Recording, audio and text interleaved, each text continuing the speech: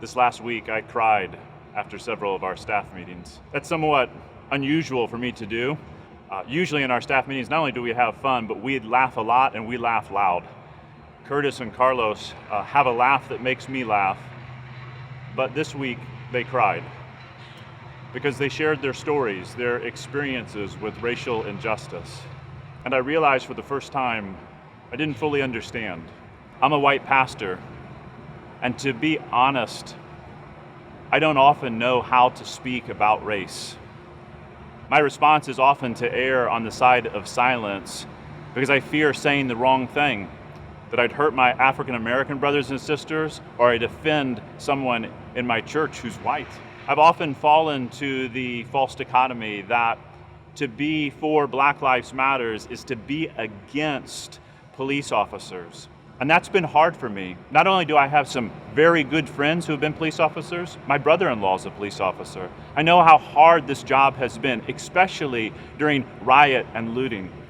This has been a difficult issue, but my discomfort in this issue hasn't caused me to grow.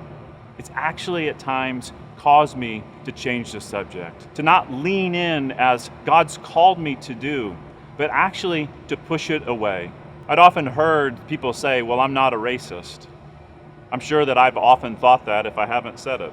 But this week I began to think about that. What other sin in my life can I categorically push away and say, I'm not doing this? I began to realize when I told Jesus that I'm not an adulterer, he says, have you lusted after a woman in your heart? When I've said I'm not a murderer, he's called and convicted my spirit. Have you been angry with your brother? When I've said I'm not a thief, he's pressed in and said, have you stolen time and other things? And I began to realize that at times, if not through overt actions, I've had in my own heart ways in which I've used my privilege or my power to put down others, minorities.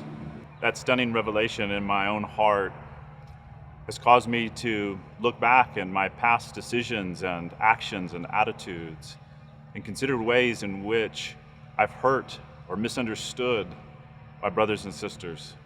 And as I sit in that, it's helped me to reflect on ways that I can be more mindful of decisions that I make in the future, ways in which I wrestle with politics or church matters, about hiring practices.